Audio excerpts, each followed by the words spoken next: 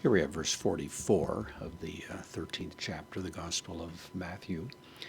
Matthew giving us a string of parables here. They may have all been given by Jesus on the same occasion, but of course Matthew is inclined to group various kinds of stories together, so this may or may not have been given at the same time as the others, but it is a kind of standalone parable. It's just one verse, and it gives us the entire story of the treasure hidden in a field. So we have homoia. This is the adjective. It means like or similar.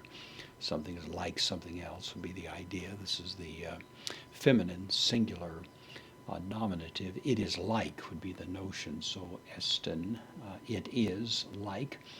And then the subject of this verb is he basileia, the kingdom ton uranon of the heavens, or the kingdom of heaven, or the kingdom of God. It is used elsewhere in other Gospels, but of course here Matthew tends to avoid using the word God out of sensibilities to the Jewish habit of not referring to the name directly. So the kingdom of the heavens, or the kingdom of heaven, is like. And then the dative is used here, like unto, we would say. It's a dative of reference. This is thasaro, from thesaros.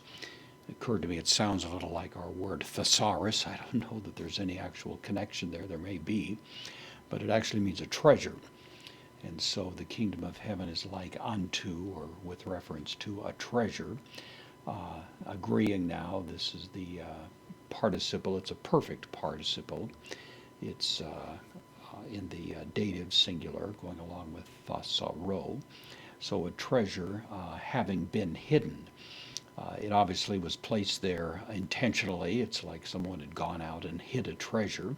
Not uncommon, actually, in the ancient world in that time. There had been wars now and then, and sometimes treasures were actually hidden out there in fields, and so it could have happened. Jesus doesn't enter into the morality of what this man does. He's really making a separate, more narrow point here. But in any event, the idea is the kingdom of heaven is like a man finding this treasure hidden in, preposition with the dative, to agro, in the field. Agriculture, that idea. So he finds a treasure hidden in a field, which, this is in the accusative, it's a relative pronoun, which huron, this is of course a present participle, or I should say an aorist participle, actually, aorist active participle, a masculine singular nominative, which he having found it, anthropos, the man, so the man having found it, ekkrupsen, same word as here, krupto, means to hide. This is the aorist, so it's third person singular, aorist active indicative. He hides it. So he hides the relative pronoun here, the treasure, which of course goes back to here. So the kingdom of heaven, like a treasure found in a field, which a man hides. He hides it even more securely, maybe changes its location. Kai, connective, apo.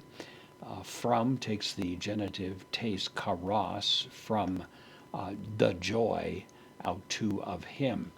So he's overjoyed at what he's found. He recognizes immediately the vast significance of the value it has. Hupage, from hupago, to go away. Kai pele, or pole, I should say. It's poleo, contracted verb. He sells. So he sells panta, everything. Pasa, pan, everything. Hosa, whatsoever, would be the idea. Eke, he has.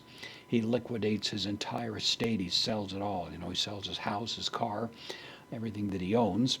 Kai agoradze, and buys, from agoradzo, to purchase, as in the agora, the marketplace, tone, agron.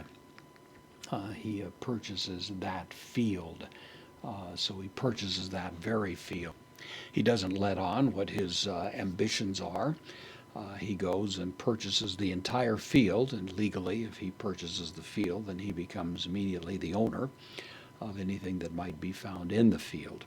Of course, the point Jesus is driving at here is that if a person once discovers the great value of the kingdom, all of the great benefits that are offered by Jesus, then everything else in life becomes of secondary importance. The most important thing by far is to obtain that, and whatever the cost might be, it's a good bargain to be involved in such a transaction because the eternal benefits vastly outweigh any value that might be connected to life here and now.